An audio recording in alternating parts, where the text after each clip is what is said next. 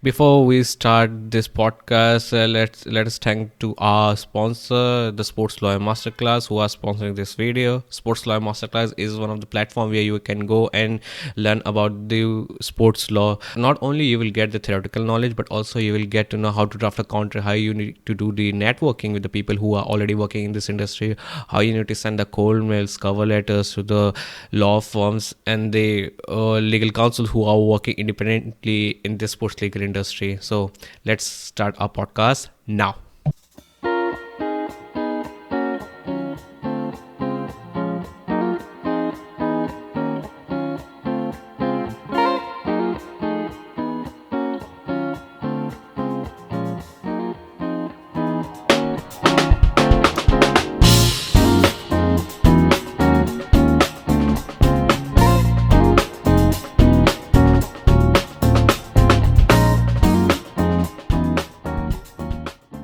Hello everyone, welcome to the Sports Law Stage podcast. My name is Tushar Katheria. I'll be the host for today's episode. In today's episode, we have our guest, Professor Tarun Singh, who is the assistant professor as well as lecturer at the Gujarat National Law University in the Gandhinagar campus. He graduated from Jamia University in the Delhi. After that, he went to the GNLU where he completed his LLM in constitutional law. After spending 3 years in GNLU, further he went to the Leicester Montfort University where he pursued his LLM in international sports law. Professor Tarun is one of the few professors right now in India who teaching sports law right now. In India, we have a handful of professors and one of the inspirational person right now in my life. So without wasting any time, let's head out to our podcast in 3, 2, 1. Hello, Professor Tarun. How are you? I'm absolutely fine, Tushar. And two things. Number one, I get very overwhelmed when somebody says Professor Tarun. I hope I'm going to earn that designation like officially one day in my life. And I should tell you that I'm extremely, extremely happy and proud about the fact that people like you are coming up in the domain of sports law with such kind of initiatives, about capacity building and building these conversations, these platforms. And I'm extremely proud and I'm very, very thankful that you're doing this. So a lot of applause to you. I want to clap for you. Thank you so much, sir. It's good to know that we need to establish a good foundation. For good foundation, we have a really good community. I think having a Absolutely. podcast, having a website, doing some such minimalistic things can help to create a good community right now. So we all are working like you, like me, like Professor Subhrajit, Chanda, and all around the globe. Sean Cottrell, who are also working in his law in sports. There is Dan Luss and Dan Wallach, who started their conduct document podcast. Stephanie Weissenburger, Emily Costanzo. These we all are here to just promote sports law, have a good community, have a close connection with each other, having talking to you also. Yeah, Yeah. sure. So the first question would be for you. How was the journey started from the law school and to be academician? Because you are the alumni of Jamia University in Delhi, and then you Yeah. went to GNLU where you pursued your LLM in constitutional law, right?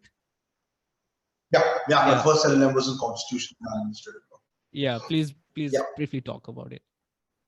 So I'll tell you, it's not only about law school, it's not Jamia. So it was actually pre-Jamia where if you talk about my foundation with sports law, not sports law per se, because that time I had no clue. So I come from Dehradun, which is comparatively has a vibrant sports culture. And I used to play sport there, football primarily and cricket, which were two sports that I used to love. I played cricket more often than football. And now it's reversed. It's football now, and you can see me wearing a Real Madrid jersey. So everything changed, I think, when I went to Jamia. But when I was in Dehradun, I think my love for sport began, and I thank my parents. They were situated in a campus-like situation where you had kids coming from everywhere and used to play each and every kind of sport. They used to put me in. They put me, I think, in volleyball, in basketball coaching, and football coaching, and cricket coaching. So it was great for me. And when I came to Jamia, I think things changed because. Number one, you come in a professional circuit because you have, in terms of sports, I cracked the university football team, which was a huge deal for me because we had Absolutely. amazing players coming from various backgrounds playing for Delhi University previously. There were people who had played Santosh Trophy. There were people who were going to play for railways in India. So I was extremely touched with. Very lucky to be around these people. Then my coach, I won't not my coach, but he was the sports advisor for Jamia Milia Islamia, the late Professor, the late SS Hakim. He just expired very recently last year. His father, S. Rahim is considered to be the best coach India has ever produced in football. The golden era of India football was coached by the late S. Rahim. So I played under his son in Jamia. So that was extremely great. And parallelly, I was doing, my law degree, for which my father had sent me. And there, for the first time with one of my seniors, I wrote a paper on sports law, on doping, and that was not a very huge thing. I never took it very seriously, to be very honest. I think one of the most beautiful moments for me, and I share it with whenever I meet Singh, who was one of my mentors. I met him at one of the senior advocates' office in Delhi because he used to work with that senior advocate at one point of time. And I was just, it was a fan moment for me. And we had a conversation for 5-10 minutes. And it was supremely enriching. And I was like, I don't know, but I want to be like this person if I ever get an opportunity. And then GNLU happened. And in GNLU, again, it was more about sports and nothing about sports law. But it was and I played for Jamia in the university team, and so I did for GNLU. And of course, it was extremely enriching. And I passed out from GNLU in 2016, and this is 2022, and I haven't left GNLU. So I think my love for GNLU is I'm on a high when it comes to GNLU. Yeah. Good to know about your journey, because you stick with the journey you started from the LLM, then you went to I think Leicester Montfort University, where you pursued your LLM in international sports law. I did not went there. It's a distance learning program. Distance learning course, yeah. It's still going on. Yeah, it's a distance learning program. And I did it. I enrolled it in 2019, and then the Corona period happened and all. But it was always a distance learning program. Never got an offer. I wanted to, but because of Corona, unfortunately, I couldn't step in. Yeah, same with me. It's happened with me also, because pandemic really impacted our lives. So yeah. So the next question would be how your transition happened from law school to GNLU, and then being you choose this sports law. So please tell more about it. Yeah, I think that was your initial question also, and I went into the whole sports. There was no such transition, Tushar, to be very honest. Sports law had triggered me, and I wanted to give it a shot. I was very lucky that I started as a teaching and research associate with GNLU. And one of the centers, we've got a number of multiple centers of excellence at GNLU. And there were 2-3 very close friends of mine who had also joined in. So we made a pact before meeting the dean at that point of the research at that point of time, that which centers are we going to pitch for. So I went in and I said that, look, I want to give a try to sports law. So please, let me take that. And I got it. And I think there are very few decisions in my life, to be very honest, that I'm proud of and happy about. And this is one of the decisions that I did.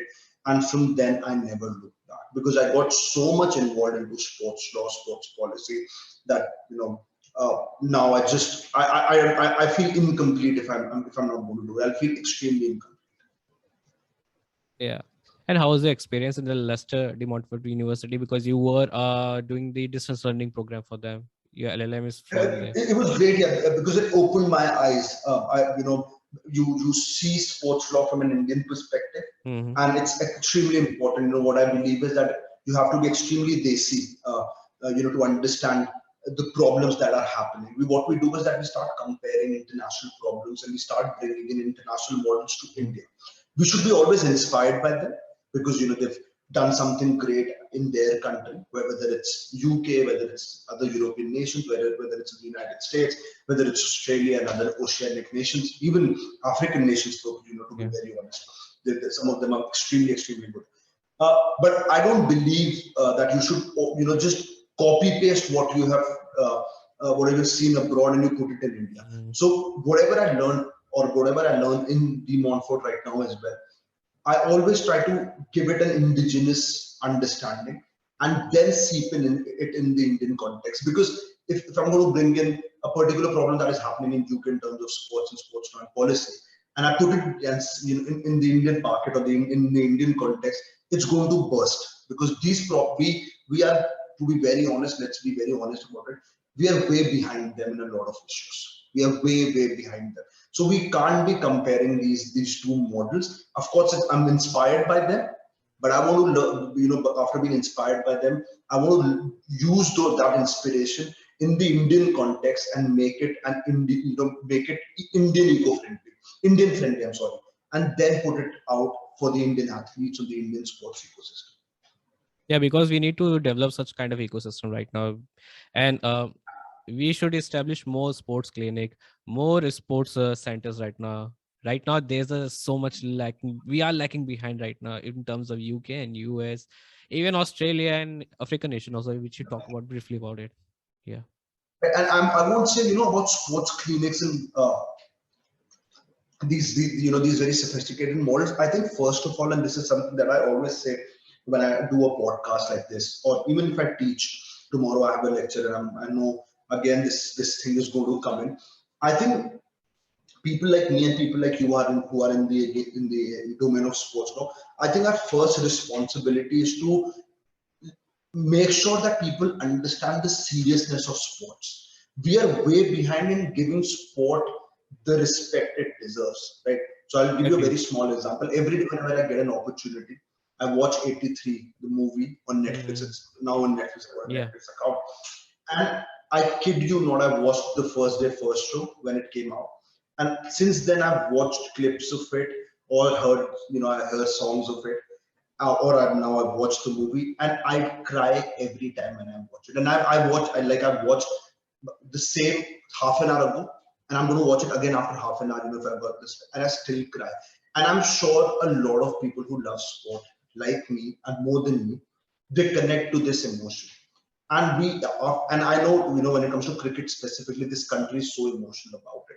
And this country is about sports. You take kabaddi, you take, kho-kho, you take other indigenous sport that we used to play when we were young. And we used to have fights with our friends if there was a small cheating that used to happen in a game like hide and seek. So we come from that background. But unfortunately, when it comes to professional sports and the sports ecosystem, we still don't give the respect it deserves. And I think that is the major problem. The systems are going to come and the systems are going to grow if we give sport the respect it should be given. And we are far behind right now. Indeed. Unfortunately. Yeah, I completely agree with it, because in India still you see there are lack of infrastructure right now. I know it's in a developing phase for now, but at the ground level we should have a access for the public parks where where the small kids can go play whatever the sport they can. And India, and in my hometown where I'm living right now, there used to be the public parks, but right now the construction of flats are going on in there. Unfortunately, it's a sad reality, but this is the truth. We can't unfortunately do anything about it. I think it's high time that if we build something on a public park or a playground, we give another space for that playground. Because if this is going to continue, I think if the infrastructure is going to be if we have an infrastructure problem in the future as well, I don't know where sports and physical sports and outdoor sports are going to go. It's going to get extremely unfortunate. So my next question would be, why did you choose to become an academician rather than working in any law firm or working under any senior advocate? Why did you? Because as per your qualification, you can easily get a job in any law firm, to be very honest. Thank you. Thank you, Tushar. I think you are the only person who believes that, but I'm going to take that as a compliment. Look, I'll tell you very honestly, litigation actually was my first plan. Right? Okay. At one point of time, it was my father who really wanted me to do litigation and be a part of it because he connected with law. I think he loves law himself. and he really wanted me to become have a career in litigation and become a advocate in the Supreme Court of India. And I had opportunities. All my internships majorly are in the Supreme Court of India. I had a brilliant opportunity to intern under Chanda, who's a senior advocate, which has been one of my best internships because it was extremely enriching and fulfilling. I think things changed when I came to GNLU to do an LLM. And I had no clue at one point of time why I want to do an LLM. I just wanted it. And I came to GNLU back in 2012 to do a moot. And I was fascinated by the college because I never knew how a national law university looks like. Right. And I think but teaching you, and I'm sure you'll also connect to it, you study just one day before the exam or one night before the exam. So we used to distribute our modules amongst friends. Like you read this and you read this, I'm going to read this. And at 12 o'clock, all of us are going to meet in my room and we're going to teach each other. Everybody has done it in that, at least in India, I know of. And when I used to teach my module, a lot of friends have come to me and told me that, I think you're good at it. You explain things which you know very well. And that I won't say it stuck in my mind, but I think it was subconsciously always there. And initially, when I started teaching, and I thank again sports law because that was the first thing I started teaching aggressively, it really gave me confidence, and I thought that I think I can do something in it. And since then, I think, to be very honest, it's a very good job. If anybody asks me that question, the question that you've asked me, my answer to it is that I don't want to get old. And the best way to not get old is to be among students. You'll always be, young. Every time, when I'm done with my office, I go to the football field, play football with them. I'm 29 and all of them are 22 and 18 and 19. But I just feel as crazy as they feel about themselves and as good as they feel about themselves. So I majorly do it to stay, young and not feel old. And I think university and teaching is the best way to be like that. Yeah, absolutely. Yeah. So the follow-up question would be, what are the challenges that you faced while being an academician? Especially you have to be between the young students who are very curious about it. They ask so many challenges. How you deal with it? I think the first challenge was to make people realize that now I'm not your friend. So initially when I joined in, I had a lot of people in the law school who were my friends because I played with them. I played football with them. We shared hostels together because I was a student in GNLU. So the first problem for me was to make sure that people start taking me a bit seriously. And I think it still continues because of my outside classroom behavior, which is absolutely not like the traditional professor or the traditional academician. Because I think that after office you have to have your own life and you have to you should chill, you should connect with students, talk to them, and to connect with students, if you can only do it when you be like them. The connection happens when they'll realize that all right, this is a person who is like us, and I've got an age advantage over that because a lot of students that I have and I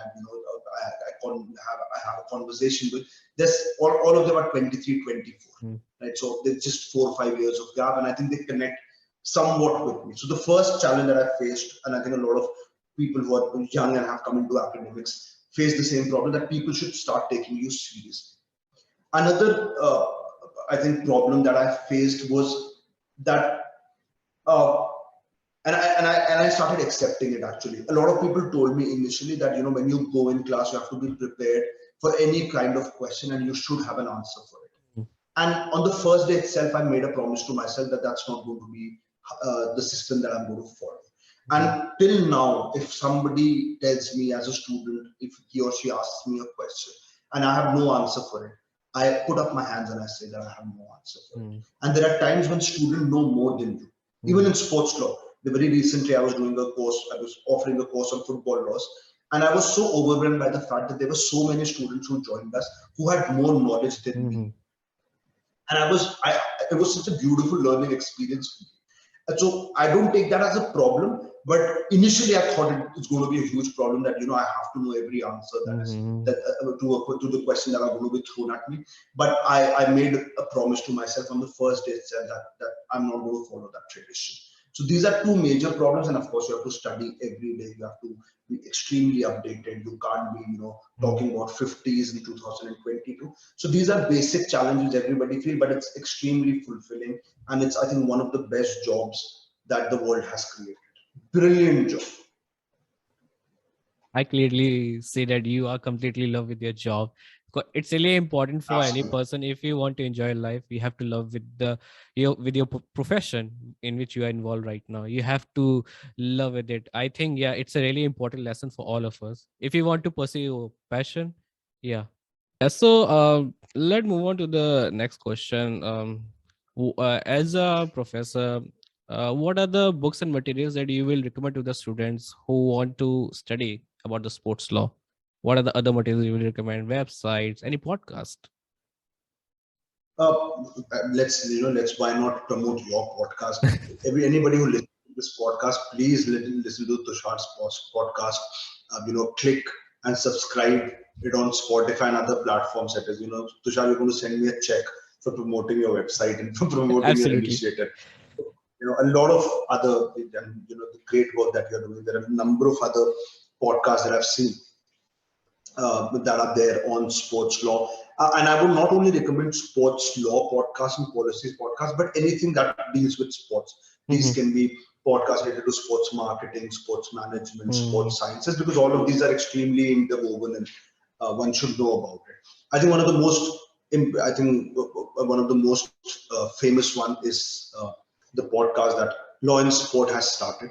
I think everybody should listen to them because one of the best people in the industry, whether it's from India or any other part of the globe, are there, and they have a discussion. They've got podcasts, they've got their courses, they've got the conferences that the football law conference that they do. So I think these are extremely good places to be. You've got if you get a paid membership, you get articles to read. So Law and Sport most definitely is one of the platform that every sports law enthusiast should be subscribing to.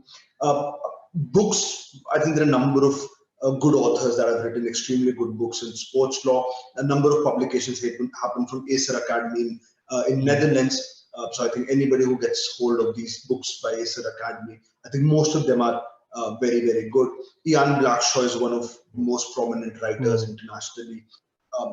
GNLU was very fortunate, I think, in 2016 early to have Ian Blackshaw on campus. So he was there and he took a course on sports law,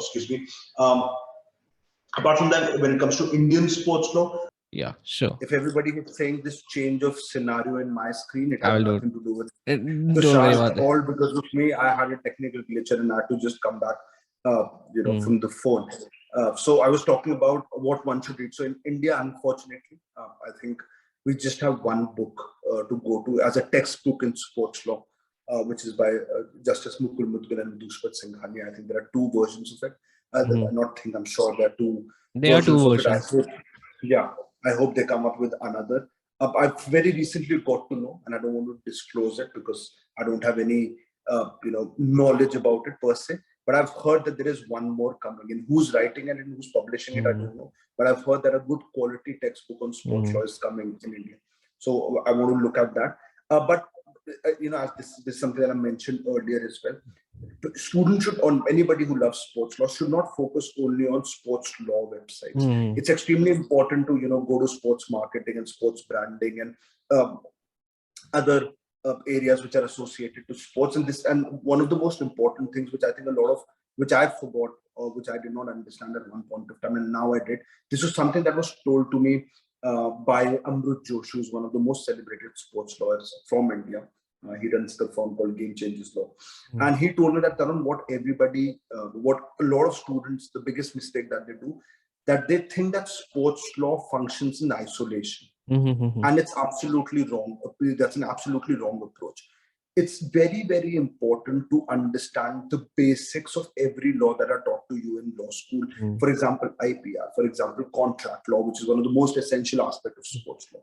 And you need to have a basic grasp over these subjects, because if you don't, then you're going to suffer when you're going to try to understand a sports contract, or if you're going to start to understand the nexus between sports law and IPR. So I would recommend everybody, apart from the sports law things that you read, please read the books and the textbooks and the writings in the laws that are taught to you in law school, because that's very, very important. Arbitration, to understand the basics of arbitration and how arbitration functions, it's very important, because code of arbitration for sport is all about arbitration. So if you don't understand the basics of arbitration, whether it's international arbitration or whether it's domestic arbitration, it's going to create problems for you when you're going to practice.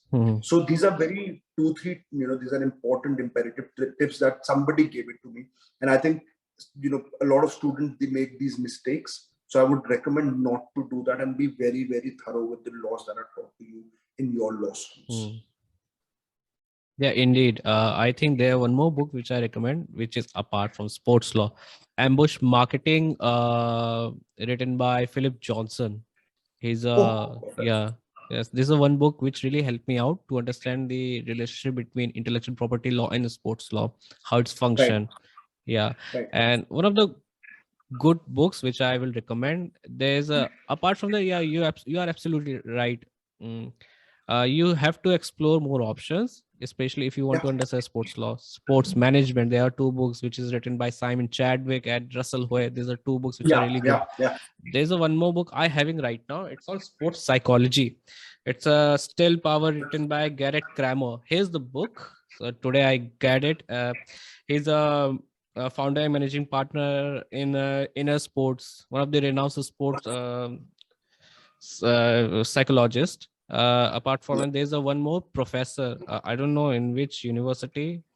So it is Sports Psychology written by John Perry.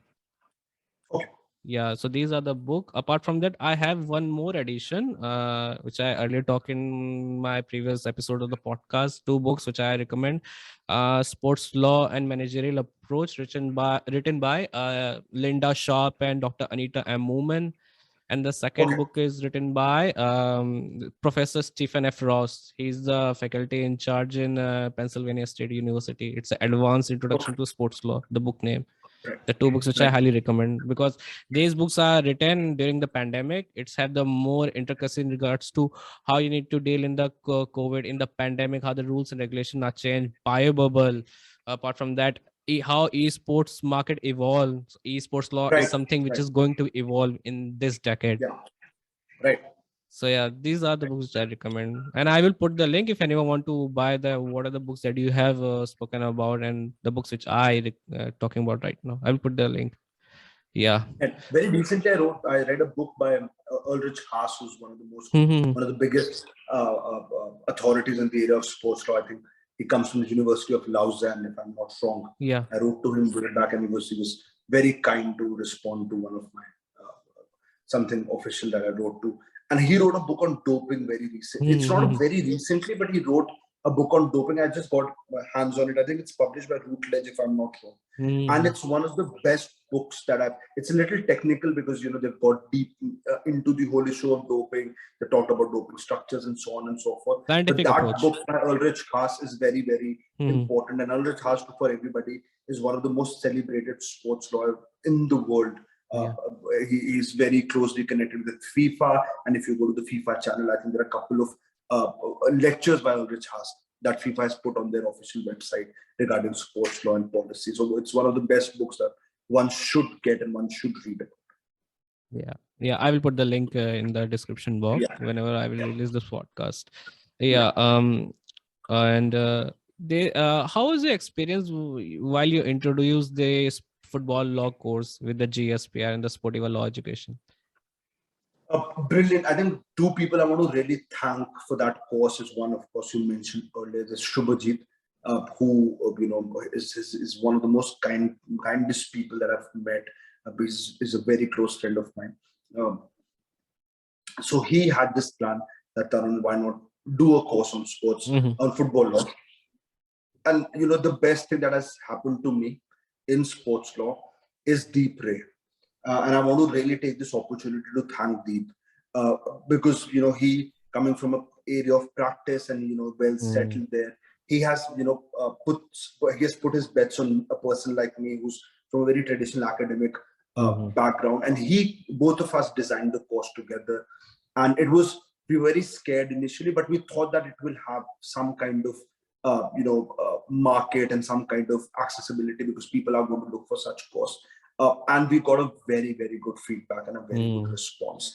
It was extremely fruitful for me, as I mentioned earlier, because the participants were so well read about issues of sports law that it was a great learning experience for me. I got to know about so many things which I had no clue about, specifically in the area of football, match manipulations, and so on and so forth. So we discussed about the infamous cases that happened in Italian football and English football. We talked about Operation Veto. Then we talked about the FIFA scandal that happened in 2015, about the whole Joseph Sepp Blatter issue that happened.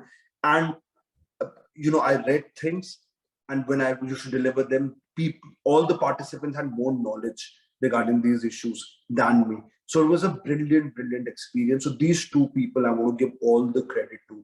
One is Subhrajit and one is Deep, and all the participants who participated.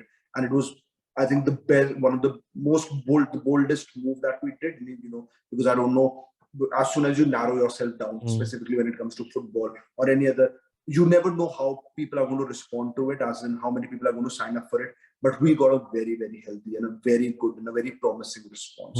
So we're going to hopefully very soon, we don't know right now, but hopefully very soon we're going to come up with a bit more advanced course on the same subject. And let's see how that comes out to be. Maybe the esports law will be the next project for us, because we both are associated with this Sportiva Education and GSPR. Maybe that could happen. Yeah.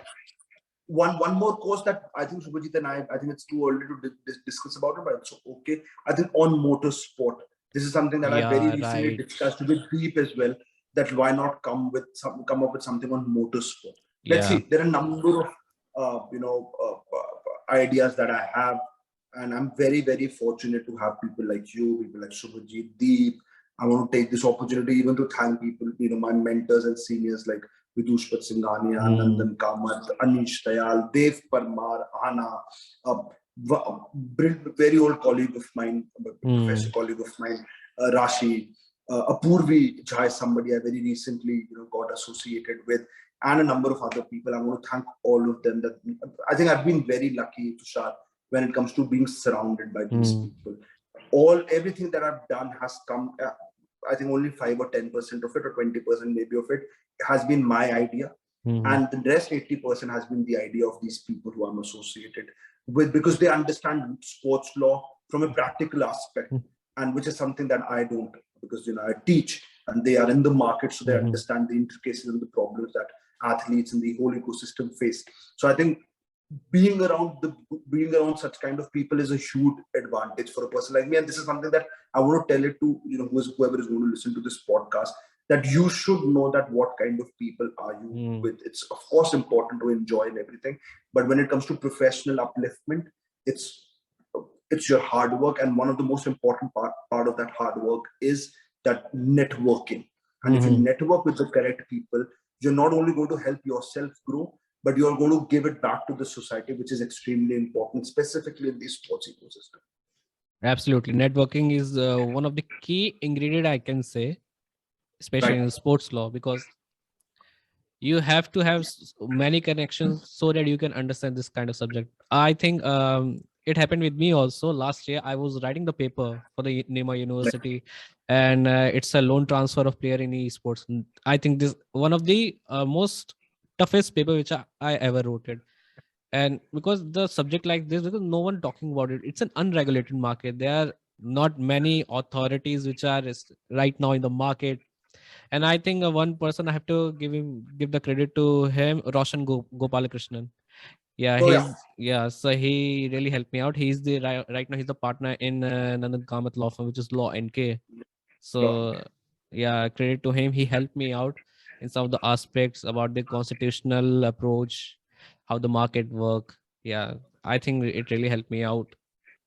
And you talked about Roshan and Law NK. I think I'm going to tell everybody, one of the best places in India to do a lot of networking when it comes to sports law policy is the SLPC Symposium that happens every year. Unfortunately, because of Corona, it's happening online. I was very lucky in 2019 to go to Bangalore and be a part of it. So to everybody who's a sports law enthusiast, if you get a chance to be there physically, please book your tickets whenever it comes. I think it comes generally in the month of August. And this time, I think they'll try to put it physically. So do visit, because that's one of the best places to understand sports law and to network. I think Law NK and Nandan Kamath, who's again I look up to, and I think he's, I don't know, officially maybe he's the first sports lawyer of India who brought sports law into the major picture. I think the whole team is doing an extremely good job. Yeah. And maybe you and I, we both be in the SLPC in this year. Oh, absolutely. Yeah, we can have a lot of connection. Yeah, absolutely. It's a very good place to be. I think I met one the best people there, even athletes. I got a chance to meet Tanvi Hans, who's an Indian football player, ruins football players, played for Tottenham Hotspurs. I had a very good conversation with Anish Dayal, who's again one of my mentors, and he was there at that point of time. One of the best people that I've met, extremely generous and extremely knowledgeable. I met James Kitching there, who's again one of the authorities in sports law in the world. So a great place to be. Yeah, indeed. Hope we get more of the people from around the globe who can come in SLPC. Maybe Andrew Brandt or Peter Ecker-Fagna, who is one of the renowned sports lawyer in USA. Yeah. Let's see what happens in this year SLPC. Yeah. So the next question would be, why and how can athlete get an access for this sports legal education? Because you say there are so many gap between a sports person and the education, because a lot of the athletes are come from the rural background. They are from the very remote area of India. How we can help them as a community? Right. Great question. I think this is one very recently I started working on this whole aspect of athlete legal education. And I did a project, and thanks to the government of Gujarat and Gujarat National Law University, I got they made sure that I get the kind of ecosystem that I want to come out with the project. I want to thank my co-PI, co-principal, co-investigator, one of my colleagues who's now in Parul University, Ambika Batas, who was with me in the project. I think, Tushar, this was something that I had in my mind since I had joined the whole sports law and sports ecosystem, that it's extremely important, one, to assist and help athletes. And the second part, which is I think even more important than the helping part, is empowering them. Right? And you empower them, or you empower any citizen in the country when you give them basic understanding of their rights and also their responsibilities and their duties. And it goes hand in hand. And what I saw initially, I'll tell you where it comes from, because I talked about Dehradun and I talked about Delhi and Jamia. I saw, unfortunately, a lot of talent getting wasted because people did not know how to approach a particular problem when they were athletes. I was extremely lucky, and I was a rookie when it comes to, and I never wanted to have a career in sports because I knew that I'm not that great. But there were people who were extremely good and they couldn't make it because of number of issues. And one of the most important issues was that they did not know their rights and their responsibilities. So we had people who had doping issues, but they did not know how to curb, how to go about it, and their career got finished or whatever. All the unfortunate things happened. And I thought to myself that why not create a module or create a system wherein you empower athletes, tell them about their basic rights and responsibilities, tell them how systems function. And if you want to do that, you really have to go and understand their psychology, right? And one of the biggest problems that I saw at that point of time was that all the courses that were there for athletes, or whenever anybody was going to meet athletes, not everybody, but in a number of cases, you only had courses or information in English, right? But if you could look at North India, and you'll connect to it because you come from Kanpur and I also come from Dehradun, I have my roots in UP. Not a lot of people are very well versed with the language. Right? So it makes no sense that you put out information in English. So what I consciously have now trying to do is, we very recently had a faculty development program in GNLU, which was on sports law policy and governance. We took a call that why not offer the course in both English and Hindi. Unfortunately, we don't have another language. At least I don't know another language. My colleagues did. Some of them knew Gujarati. Subhrajit was there who knows Bengali. And this is something that we are going to develop now. That if you want to empower them, the first thing that you have to crack, apart from the whole structure and what kind of information you want to you put out, is the vernacularity part. You have to make it language friendly. You have to make sure that if you go to Tamil Nadu, you teach athletes in Tamil. If you go to Kashmir, you teach athletes in Kashmir. You need translators for it, be it. There's no problem. But you can only connect with them when you understand their problem in their language, and you try to give them solution to whatever extent possible in their language. I can go about, talking in English, and people will listen to it and they'll leave and they will say that we did not understand anything because he was talking in English. So it's extremely important, number one, the vernacularity part. And number two is that you really need to go to the grassroots to understand their problem. I have a beautiful cabin here, and I can make my assumptions by reading articles. And of course, that will give me a lot of information. But till the time you don't go to the field and talk to them, you will never going to understand what their problem is. And I've been extremely lucky, again, because of GNLU and because of people like you and my other peers and colleagues who've been in this business, that I got an opportunity to meet athletes one-on-one and understand their problem.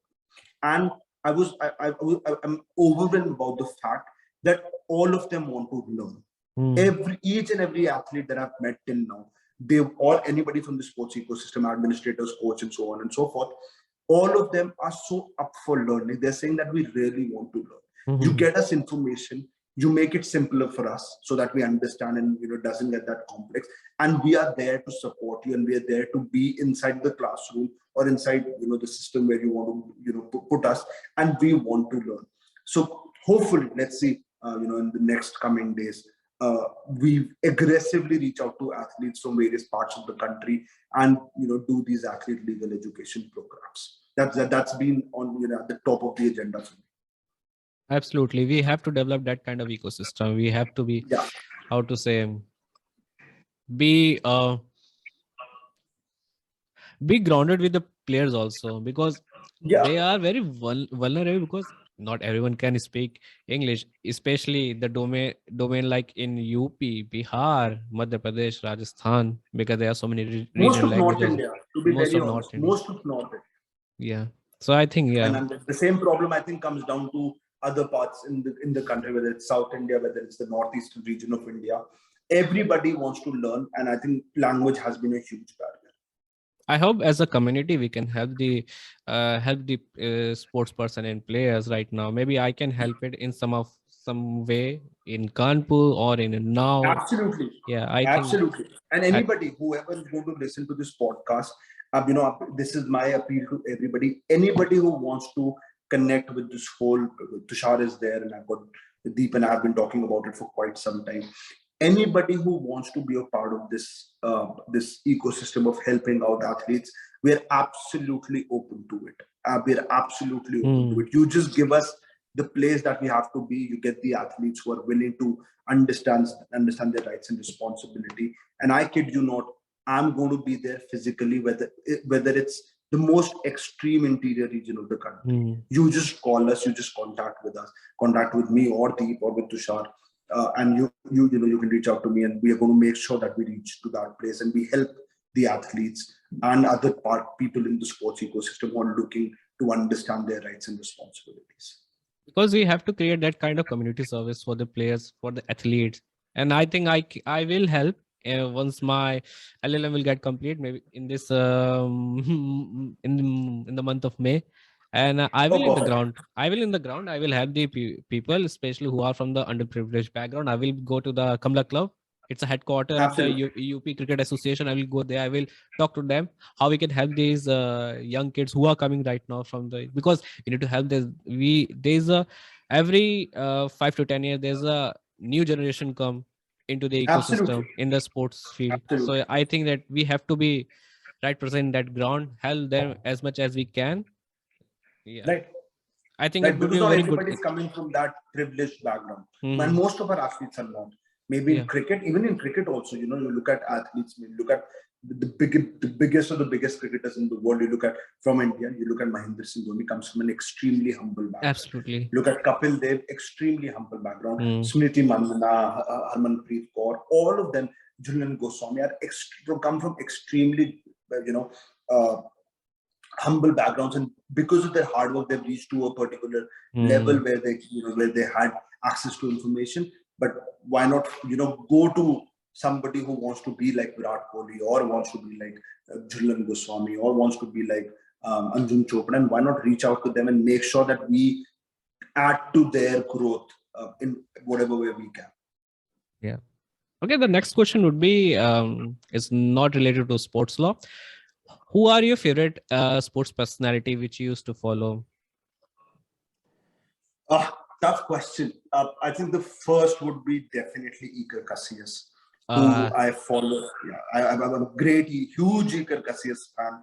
I think he's I think he is the best goalkeeper that I've ever seen. I'm a huge Real Madrid fan, so the love comes from there. I'm a huge Spain fan as well. I think other sports person who I really connect with, one is Michael Jordan. And specifically, after I saw the whole Last Dance, the series that came on Netflix. I won't say that I've got a personal favorite in Formula One, but because I started watching Formula One very recently, I have immense amount of respect for for the drivers who are out there, who are in I would say in a coffin and fighting for that title. Great sport. But if you specifically are going to ask me, Iker Casillas is going to be definitely one of them. Michael Jordan is two. And I have a huge amount of respect for Mary Kom because of what she's done for India, and from the situations she's come out, from being a mother and still being the world champion. I think I have immense amount of respect for these three people. Yeah. I think, yeah. And I love a lot of sports person, that's for sure. I love Sachin Tendulkar. Steve Smith, I love. I think after whatever he did, he's been punished for it. But the kind of comeback he's done, I think very recent, I think a couple of days back, he became the quickest person who's made 8,000 runs in international test cricket. I think when people said that he's the next Alan Border, they were not wrong. I think he is the next Alan Border for Australia. Brilliant cricketer. The kind of attitude he has on the field, I have a lot of respect for that man. Great player. And then, of course, I love Cristiano Ronaldo again because of Real Madrid. Yeah, that's majorly because of Ronaldo, but I love the aggression. Yeah, you're talking about Steve Smith. He started as a right leg spin bowler and become one of the dominant batsmen in the men's cricket world. I can say the dominance is the word which is rightly fit into his character. Yeah. Great. And two more players I want to really add to. I have respect more than love for them. One is, of course, Kapil Dev, and I think it became more after I watched the movie and I started reading more about the 83 World Cup and how it came to be. And the second person is Wasim Akram. I think till now there is not a better left-arm pacer who has come in the world of cricket like Wasim Akram. I have a huge respect for Wasim Akram. What a player. Yeah, that 1992 World Cup magical spell. Extremely good. He's so funny. I've seen his interviews. I've seen the kind of logic he puts to each and every kind of information. A great person. And the greats like Viv Richards have spoken so highly of him that he was one of the bowlers that he was extremely scared of. And I think that's a huge compliment coming from Viv Richards. Absolutely. Great love for Wasim Akram. What a player. Yeah. One of the living legend right now as a bowler. Absolutely. Yeah. Absolutely. I think one of my favorite athletes right now in the Olympics right now I saw is Valerie Allman, Stanford graduate student. What a dominant performance she showed. Absolutely. Yeah. I hope because you're greats like Usain Bolt and Michael Phelps, you can't really write of them. They're the best in the business, but these are sport I really don't. They are playing in the very another league. Yeah, you say it in Hindi ki insano ki satah se upar. These all of these people are outside, out of the league. There's some different league. They don't come in the league of human beings, the normal people like you and me. They're just somewhere else. Yeah, and one of the female athlete I really admire is Vandana Kataria. Oh yeah, yeah, Yeah, yeah. I had Great. a opportunity to talk to Abhishek Sharma in the third episode, and he So told nice. her about the background, how she come from, how she struggled with the society, as well as she also had to improve her game, and she won the Padma Shri award right now in last week only. So yeah, huge Yeah. respect to her. Yeah, And in the they're men. great people. The stories don't come out, but Hmm. India is full of, and internationally as well. I'm going to speak for India. I think there are some brilliant athletes about whom we don't know because of lack of information or whatever. A lot of people don't know about S.A. Rahim. Fortunately, I think hopefully this year or by next year, there's a movie coming on S.A. Rahim called Maidan. I think Hmm. Ajay Devgan is playing his is portraying him. It's a biopic on the golden era of Indian football in the 50s when it happened. And I think we need uh, people to know about such people, that Indian football specifically is associated to the name of S. Rahim. I think it's extremely important to know his story. Yeah. All right. The next question would be, how can a strategic partnership will help to make a good community for sports law? How we can do it? Because we are in the boom, we have a booming market. We are creating. We have to connect with the so many people right now because it's a very niche area of Right. law, and we Right. closely know each other, like Ahana Mehrotra, the Prey, and Nandan Kamath. Yeah, how we can do it? Look, there are three ways you can do it, Tushar. One is I think you do as an individual. How do you Hmm. do these things? I give a bit of credit to myself as an individual, uh, uh, that I use platforms like LinkedIn and other, Hmm. professional platforms to their fullest. And most of the people that I know in the community, I knew through these platforms only. So I think what we discussed earlier about networking, that's one of the key factors how to do it. Number two is that all of us have to understand one thing, and I'm going to talk about only my colleagues. I'm not going to talk about people like Vidush Singhani, Nandan Kamath, Anna Mehrotra, who I'm a fan of, to be very honest. Hmm. And they come on a very different platform, so I'm not going to talk about them. I'm going to talk about people like you and me and other people you mentioned, Deep and Rashi and Shubhajit. I think we have to understand that there is one goal, and that is about making India the next big thing in sports, right? Through the sports law and policy. And when you have that kind of feeling, and most of us have it, I think all of us have it, to be very honest. Everybody loves sport, and everybody wants to do something for sports law and athletes. Uh, the most important thing that you have to do is that you come forward with uh, I would say sophisticated and innovative ideas to help athletes and other members of the sports ecosystem, whether it can be a course, whether it can be conferences, whether it Hmm. can be individual one-on-one consultations. Very recently, I think Rustum was with you in the previous episode. I think Rustum and Anna have come together to develop the anti-doping lawyers panel. Very Yeah. recently, it happened. I think a month or so. I think that's one of the best ways to to serve Mhm. society. You come out there, and you be a part of it. And any athlete or anybody in the ecosystem who needs consultation and help in the area of doping in sports, I think you can reach out to these people and Yeah. make sure that you get redress, and you brought the sports law community together. I've heard a lot of people have joined that panel because Yeah. they want to give out, give back to the society and help athletes.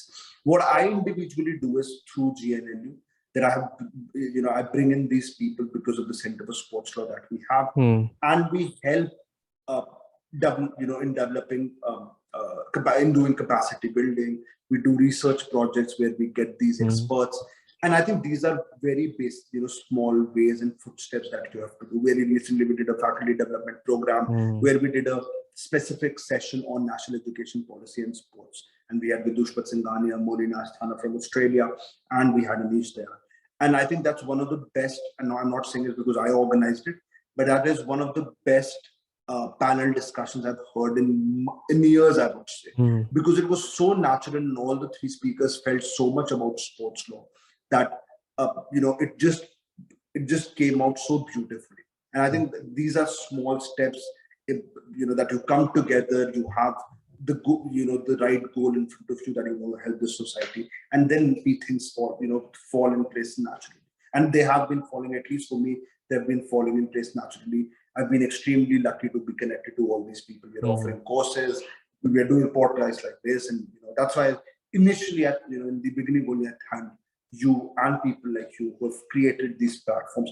I'll tell you, right now it must be like a lot of, you must be thinking that it's okay that I'm doing it. I'm not. I kid you not. I'm telling you, you're doing such a huge service for sports ecosystem, because people will get an opportunity and they will get information through these podcasts. So it's a great initiative.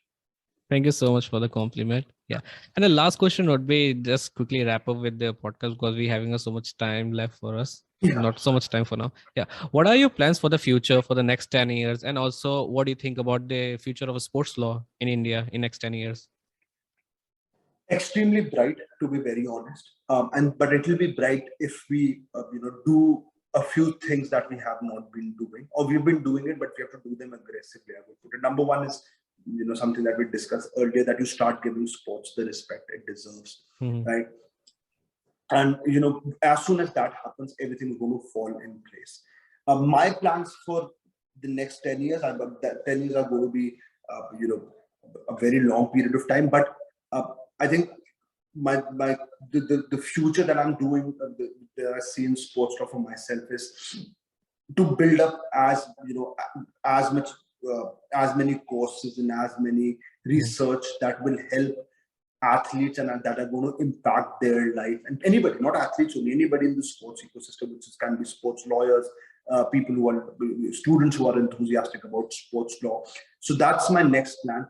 But and to be very honest, if you want to put it in a very in a filmy way, to be very honest, I think I want to make India the center for sports in the world. I think the West has been doing it for quite some time. I want to say, I want to make sure that in the next 10 years, when anybody talks about sports, they talk about India first, rather than any other country in the West or anywhere in the world. Not, there's no competition at all, but I want to make sure that it happens for India. And I'm going to do everything and anything in my capacity to do it, whether it's through courses or whatever, but I'm going to make sure that happens in the next 10 years. Absolutely. We are all here to completely evolve the sports law, especially in India. We have to be very indigenous, because you see, there are so many barriers right now, and there are not everyone can go in the West and acquire such kind of education, which is really tough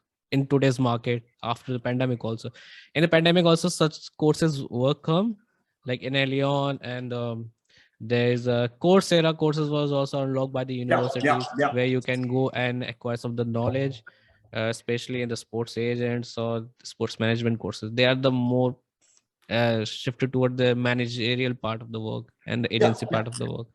So I think it's a very huge potential for all of us to take as much as beneficial kind of things, and so that we can go and fulfill our dreams in this industry. So yeah, I think that would be yeah. The camera is off. No. Yeah. All right. Yeah. Thank you so much, sir, for coming for this podcast. And thank you, we have an honor for you on board for taking your time out from your tight schedule. There's no tight schedule for these things. Yeah. There's always space for these things. Other things can wait. Thank you everyone to hooking up till the end of this episode. If you really like this podcast, make sure that you like, share, subscribe, and follow our channel. You can also go and check our website, which is sportslawsage.com, where you can see what are the things that we are doing right now. If you want to submit the blogs, or you want to publish your manuscript and you work on something regarding to sports law, please send it to us. We will look into it, and if you are meeting to our criteria, we will further publish and you will send the further notifications to you. So thank you so much everyone for listening to this podcast once again, and we will see you in our next episode. Until then, goodbye everyone.